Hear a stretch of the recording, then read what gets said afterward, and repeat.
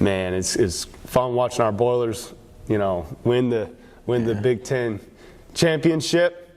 Got 2 trophies this year. Yeah. Just straight up, man, do you remember they lost on 3 buzzer beater bank shots last year? 3. I remember Iowa. I remember the Iowa one. Rutgers. Yeah. Rutgers. Yep. Who's the other one? I'm trying to remember the other one. I was told through the grapevine that there was 3. I forget. I have to go back and look. Yeah. It's cool to see, man.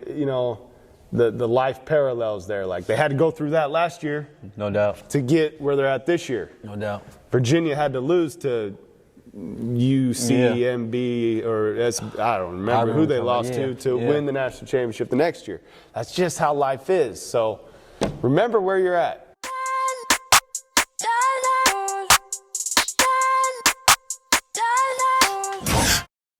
Work, it all speaks for itself. Grinding the sound, ain't nothing to tell. When we step on the court, we gon' bring it to light. And we stop and pop like we caught it a light. Stop asking what's wrong with me. You already know there's a dog in me. And there's no stopping my focus, man. Make sure all my people gon' ball with me. Yeah, I came to compete, I'm a dog with it. Yeah, I came to compete with my paws in it. Hey, what's up, CTA family? Welcome to the Compete Mentality Podcast. The Compete Mentality Podcast exists to motivate, educate, and inspire others to compete. Our definition of competing is doing what God is calling you to do, even when it's hard. I'm here with my brother from another mother, Lewis Jackson, general manager, trainer, basketball extraordinaire, and we're here to chop it up with you guys today. Before we do, man, I want to encourage our audience. Wherever you're at right now, God's got it. He's got it. Release it to him. Lou and I were just talking before this podcast about some things that life throws at us. And we were talking about attachment and detachment. Attachment means you want something. Think about it. If you want something, you don't have it.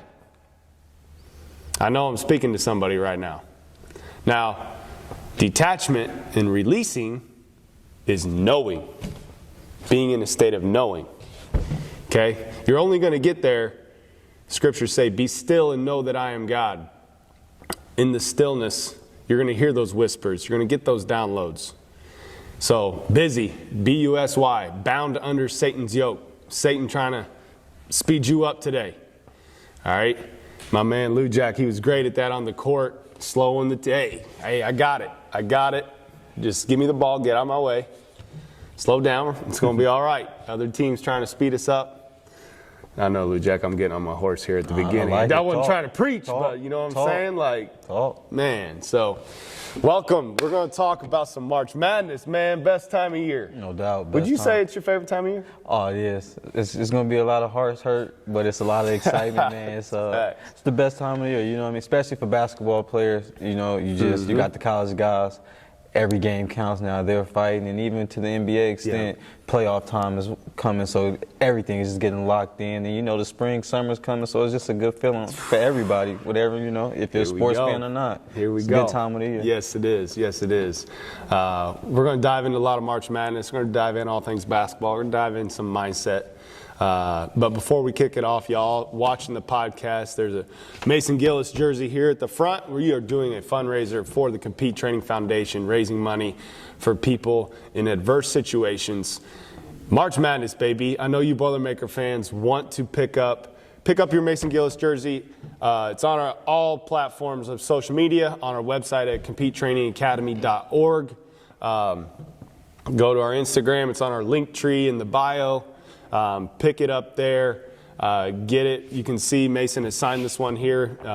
We order it, so bear with us on the timetable. Once we get it, we got to get it to Mason to physically sign. It's probably 3-4 weeks turnaround, but you will get it and it'll be looking nice in your room for March Madness. So, also, we have March Madness, Lewis Jackson March Madness School going on right now. Yeah. Led by yours truly here. Man, walking in here, it's so fun to see Lou doing his thing.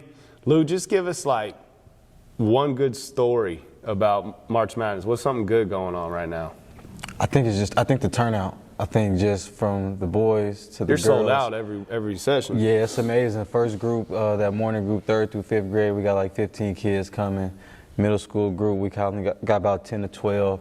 High school group, we got about 10 to 12 as well. So you're looking at probably close to 45, 50 kids in here. And just seeing kids come together, like, it's been so fun. They're getting it, you know, just letting their hair down, having a little fun, and asking coach, can you play some music? So that's kind of been just a cool thing. And let me clarify here, just because it's the trainers in us, the 45, 50 kids is over 3 sessions. Correct. We at Compete Training Academy are about quality, and we got 4 baskets in this barn here, and that's where we cap it at 15. Yeah. Like that's it. That's it. So, I've been. I'll get on another tangent, man. Get me fired up. But we've all been at other training where they stack it. On 1 goal or 2 goals, and that ain't what we about here. So, no, I love seeing and hearing all the good stuff coming from March Madness School. Lou, I want to dive right into the tournament. Okay, man, it's fun watching our Boilers, you know, win the Big Ten championship. Got 2 trophies this year. Yeah. Just straight up, man, do you remember they lost on 3 buzzer beater bank shots last year? 3. I remember Iowa. I remember the Iowa one. Rutgers. Rutgers. Yep. Who's the other one? I'm trying to remember the other one. I was told through the grapevine that there was 3. I forget. I have to go back and look. Yeah. It's cool to see, man. You know, the life parallels there. Like, they had to go through that last year. No doubt. To get where they're at this year. No doubt. Virginia had to lose to UCMB I don't remember who they lost to win the national championship the next year. That's just how life is. So remember where you're at, guys. It's ironic you say that. You know our boy Dub. Dub Jellison that does the podcast. We were talking yesterday. Shout out Dub Jellison podcast. Definitely big shouts out Dub. We were just talking about that with Coach Painter. That, you know, we all believe over here he's a top 5 coach in college basketball, and we were just talking about those teams. You said the Villanovas, the Virginians, that you had to go through those upsetting losses and fans saying, you know, they should have won this year and should the coach be fired or does he really know what he's doing? But you got to take those bumps and bruises even through the coaching journey before you get there. And we were talking about Purdue last year. We finally got to be in the #1 team in the country in Rutgers. How quick we lost it. But now this year we get #1, and it's more of an expectation, hey, we should be the #1 team. It's more of we know we are the #1 team. It's not just let's get here. And now we win the Big Ten tournament and we win the regular season the same year. We've been to the Elite 8. We've been to Sweet 16s. We've been upset in the tournament. And it's like we're right there on the cusp. And it's time that we get over the hump. So it's exciting to see it, and you just don't think about it from a coach's journey and his process, what he has to deal with and go through before he can get to the ultimate goal. That's it. That's it. And just like people pay us to train them, I pay 3 coaches to train me. And one of my coaches, he always say, lessons present themselves until you learn your lesson. No doubt. Then you can level up. No doubt. So, like, man, you got to learn that lesson, man. Whatever's coming your way, you got to learn that lesson. Kicking off here, Lou. We got the bracket in front of us right here. Let's just hop to the Final Four. Okay. Who you got in your Final Four, man? So of course I got Purdue. This is the year we get there. I got Purdue. We're in a tough region. But I also think that's going to make us even more ready. We're being battle tested, going through that Big Ten season.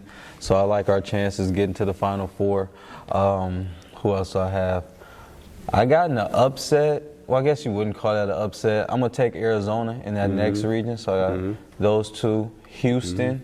And then what's my team down at the bottom? I'm trying to. Who did I just tell you? They got to play out on. Get up here. I feel bad. Oh, UConn. I'm going with an upset. I got UConn going there. Okay. I think UCLA will be tough for them, but I like what they've been doing this year, so those are going to be my 4. What about you? So I'm with you. This is our year. I got the Boilermakers going all the way, winning it all. I have them in the Final Four against Arizona. And then I have a little rivalry matchup on the other side, Texas and Kansas. And then I got the Boilers beating Texas Tech's been through a lot this year.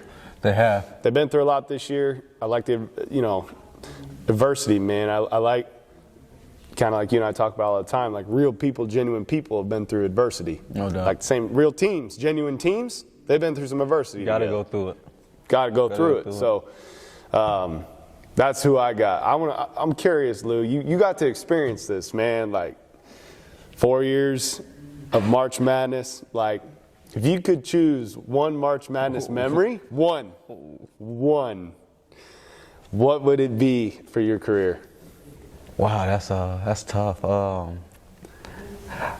It swayed yesterday, honestly. I probably would have told you if you asked me yesterday the Washington-Purdue game, my freshman year, being out there in the tournament, probably had playing IT, John Brockman, Justin Holiday. I'm forgetting my guy's name. He was the 2 guard, but it was probably, when you go back and look at that roster, just guys that played in the NBA and overseas, it was probably legit 11 pros out there. Yep. So that was crazy. But last night I got a lot of messages. They showed the St. Mary's game, and I knew I had a good game. Yeah. But I didn't realize I scored 15 points in the second half. So killing. And I made the game-winning free throw. Killing. So that's probably my best moment. Man, in the NCAA I actually got to. Me and the family, we went to Texas Roadhouse the other night, and on the big screen up there, I'm like, Grayson, look, Purdue's up. I'm like, Grayson, Lou Jack's on there. And he was like, yeah. And I'm like, man, I forgot this is the game. Lou Jack was killing him. Yeah. He was killing him. Yeah, and I'll add to that, it's even more memorable because my mom never got to see me play. Well, no, she got to see me play against VCU. That's probably our most disappointing tournament. But that was the first time she got to go to the NCAA tournament. And I remember her saying it's my senior year. We got to Nebraska, so it was close enough, but it was a little distance. And she was like, I'm coming. And I was like, Mom, we're going to get to St. Louis. I think that was a Sweet 16. I was like, we're going to get there. And she was like, win this game, and I'm coming to the next game regardless. So to win that game and then have my mom there to even see me play my final game and kind of putting the pressure on, like, hey, just win this game and I'll be there. That's so, That's what's up. Yeah. That's cool. That's cool. Curious about your mental approach. Like, is it the same as every game? Was it the same every game for you, or was it like going into March Madness? Was it like a heightened like go time? How did you approach it? Because people do it all the time, like the great ones, both ways get it done, whether like, it's a big stage, they step up and it's kind of heightened, or it's just treat it like every game's the same game. What kind of like approach did you take as a player? I think most people kind of be lying to you. Like, you probably try and keep your same routine, but you understand the magnitude. Maybe my freshman year, you're looking at like, I'll come back next year. But you still understand the magnitude. Like, hey, if you lose this game, you're done for the year. Like, it doesn't matter what happens. Obviously, in the Big Ten season, regular season, you may lose one. You get an opportunity to come back the next night. So with this one, you just know, like, hey, I can't lose or it's over with. And it's the big stage, big moment. Everybody's watching. So you kind of stick to your routine. But you do understand, like, hey, I need to be locked in. If I need to go to bed a little bit earlier, if I need to watch extra film, you got to do those things, because when that ball tips off and that buzzer ends, it's on. Either you're going to be smiling or you're going to be crying. You don't want to go home, because the stage is just amazing. So you want to keep feeding off that and just trying to get that experience. What was the best, over 4 years of March Madness, which game was the best atmosphere? Freshman year, we're playing in Spokane, Washington. We're playing against Washington. Gonzaga's in that field. Illinois is in that field. Michigan State's in that field. And I remember just as that Washington game kept going in the second half, the casual fan, like, you start choosing sides. And for us, it felt like a road game. And you just hear the crowd getting crazy and crazy. It's like, we're against our, this is a road game, but then you look over, now you got Michigan State fans, Illinois State fans cheering for you, but that atmosphere in the Rose Garden, crazy. Nothing like it. Wow. Nothing like it. That's crazy. No, I'm just curious because it's crazy you say going out to the West Coast. All you Purdue fans listening, I feel like Purdue has gone to the West Coast. I'm like, man, they're sending us out there again, like that's hard. It is. Like the time change. So like how many days did we roll out before did we roll out there?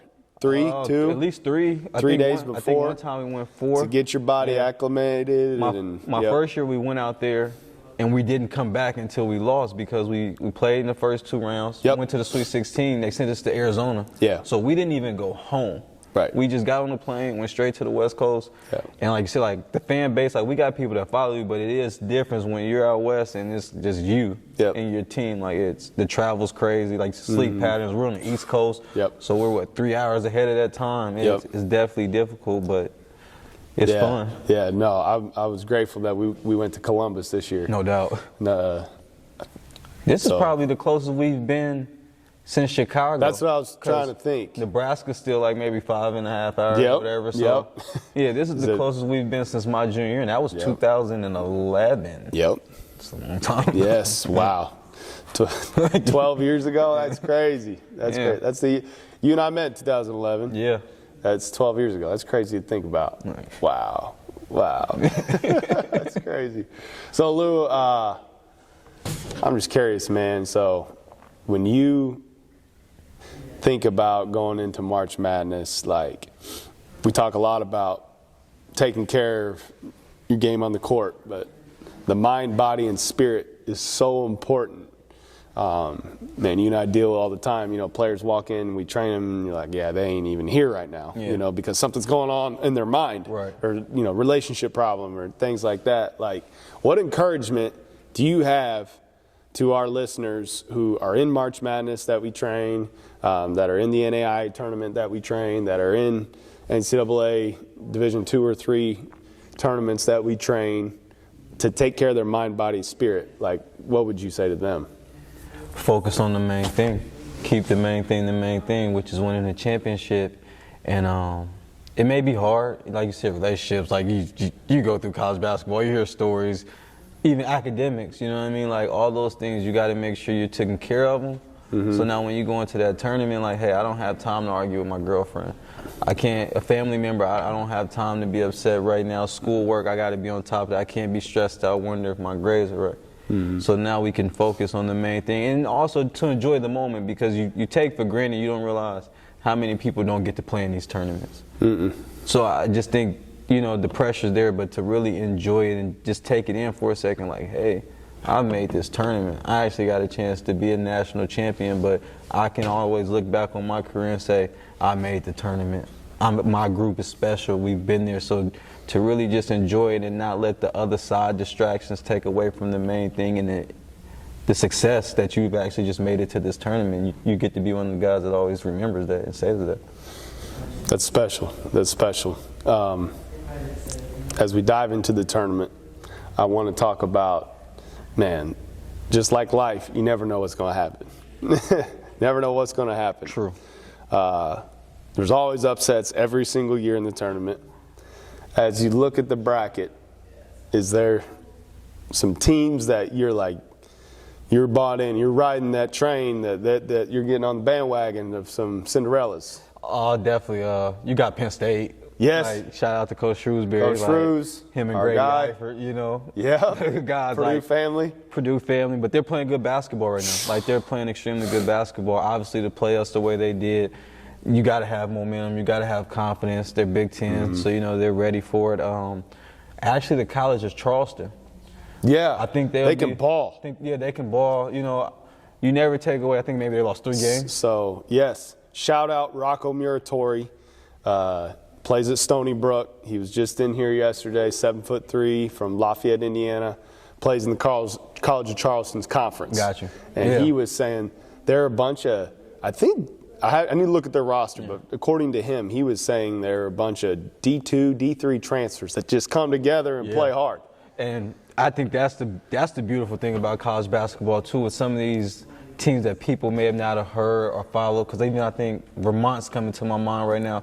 A lot of the times when we think upsets because we don't know these teams, but like you said, you got D2, D3 guys, junior college guys, or just guys that's been there 3-4 years. Covis gave guys extra years, so it's a lot of veteran teams. They know how to win. They've been through adversity. I'm choosing veteran teams. Always. A lot of times the one and done players are like, you know, just the top level teams sometimes with the names. How many times that happened to Duke?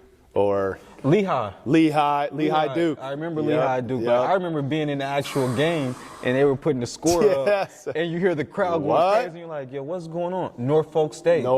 State. They beat Missouri Yep. the game before we came on, and I mean, when you were in the locker room, you heard the crowd rumbling in the where it was like, turn on the TV. What's going Veteran on? teams. Absolutely. There's no better teacher than life experience. Yeah. What about you? You got any upsets? I'm definitely rolling with Penn State. Just seeing them play Purdue in the Big Ten Championship, man, they're together. Yeah. You know, Lundy, you know, getting emotional at the end of the game, like Pickett. Those two guys can ball. No doubt. I'm excited to see what Pickett does with his career. Me too. He can ball. Me too. So I'm rolling with Penn State. I'm on that train, rooting for Micah. And then I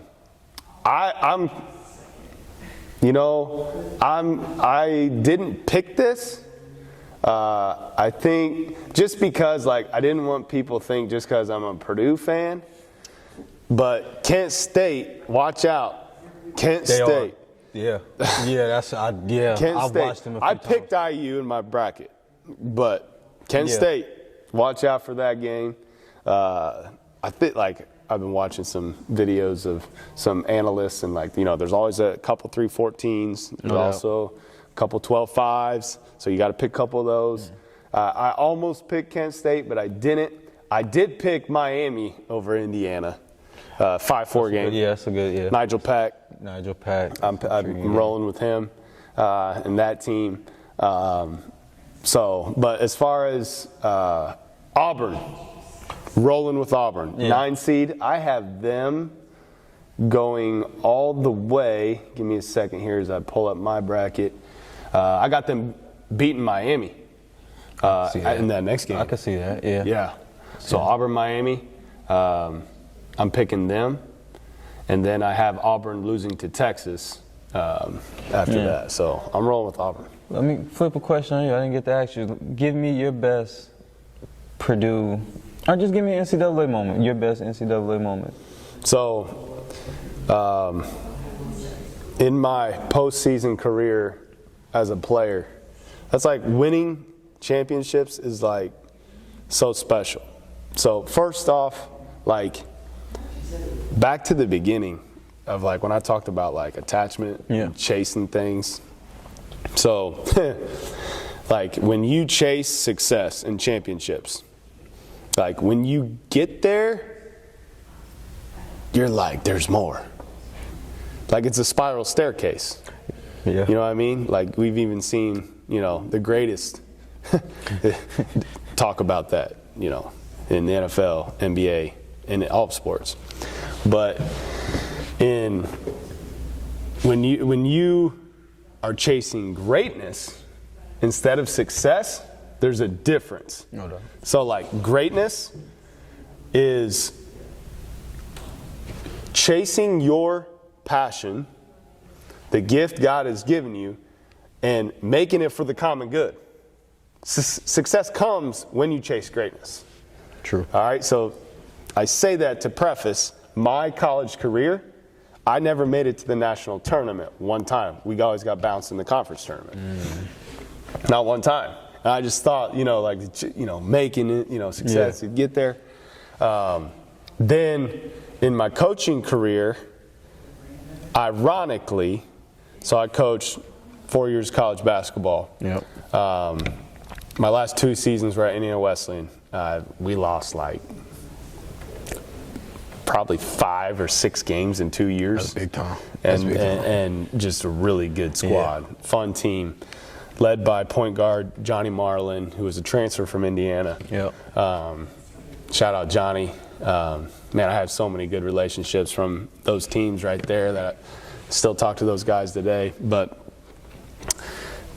so I remember that was a journey in my life. The second year as CTA was beginning. My wife, she was coaching for the Fever for Steph White. We were recently married.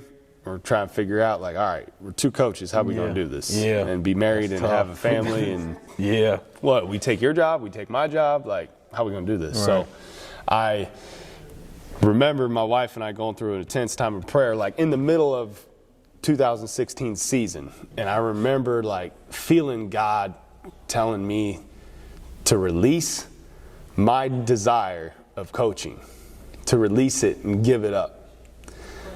Once I released it, I told you I'm tying this all together from the beginning of this podcast. Yep. Like once I released my desire to coach, like Jordan's dream, like his desire was to be the best coach he could be. Like climb the ladder, chase it. Like that was me. And once I released that, bro, we win the national championship that year. I knew I was done. I had committed to giving up coaching. And you got the national championship. We won the national. I'm getting goosebumps. I can't make that up, Lou. That's a storybook right there. But it was rewarding, but also receiving it, like it was amazing, but it wasn't everything. You know what I mean? Like it's like, okay, cool. I literally had the eerie feeling when we won the chip, like this is it. I did. Yeah. Like straight up. Yeah. Yeah. So what's lasting, just like I just said, what's lasting from that year was like the relationships. Right. Like that national tournament, like it was crazy how God worked in like in that team. Like there was guys staying up late having like real life conversations, like working through stuff in real life. Yeah. And like that's the things that I remember. The and process was more yes. The process was more rewarding than the result. That's big. So process driven versus results driven. Chase greatness over success. Hope that answers your question. That's big. That's big. Yeah, I'm going straight different topic here. Okay. What is your all-time favorite pair of Jordans?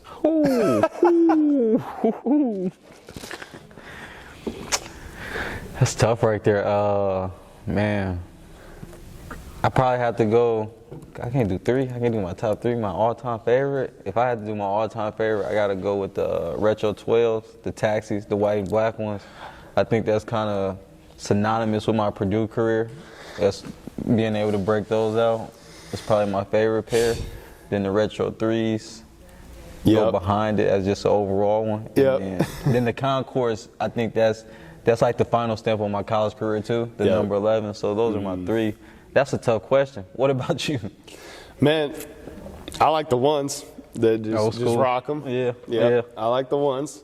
But, man, I just pulled them up right here on the laptop. Like, seeing Lou Jack in the 12s, like, that's, like, iconic for you. I love the 12s. I love the taxis. But playoffs. Oh yeah, definitely. How can you not go with those? So those would probably be my favorite. Have I ever told you a story how I got to wear the taxis? Yes, this is a must-share story here on the podcast, guys. I told you, Lou Jack, he brought the swagger to Purdue. He's the Allen Iverson of Purdue. Here we go. Share. Let's give him a little credit because you reminded me. You gotta give Willie Dean a little credit. Willie Dean. Yeah. Went to the Ohio State game this year. I saw Willie Dean at our CTA West Lafayette location. Shout out Todd Foster, his barn, and Willie was in there. And as soon as I walked in, I'm like, oh man, number 0, the cornrows, you gotta get the swagger. I'm like, I fell in love with that guy watching him play. So. Willie Dean was, what year was he? He's Coach Katie's guy, so I'll take the Matt Painter's air. Yeah, there you go. So, I'm looking up Willie Dean right now. He played at Purdue. It was Gene Katie era, 90. I forgot he went to Boston College. He did go to Boston College first. Transferred. Yep. And then, so he was like 98 to 02. Purdue. Yeah. Wow. So, shout that out. But, so my freshman year, like high school, I wore Jordans. Like, Jordans was the thing. I wore the 3s. And so then you get to Purdue, Coach Painter's like, no, you got to wear Nikes. And at first I'm like, man, no. Like in my mind, I'm like, no, but I'm a freshman. I'm like, all right, I got to earn some respect. I'm not just going to try to be, go against the grain early. So my sophomore year is when I tore my foot at the beginning of the year. So I'm like, I come back, we talk in the office once, and I'm like, man, Coach, I don't know about these, like, Nikes. He's like, And you still got to wear your Nike. So I got some pennies at first when I first came back. I was wearing pennies. And then we go to the tournament. Once we get to the NCAA tournament, we win a game, and they bring us in. Actually, before we win the game, they bring us in, and they gave us new jumpsuits. Yep. And it's got a Jordan logo on it. So I'm like, Coach, we can wear Jordans? And he's like, listen, you have a good game and we win, you can wear your Jordans. We played Siena. Almost had a triple-double.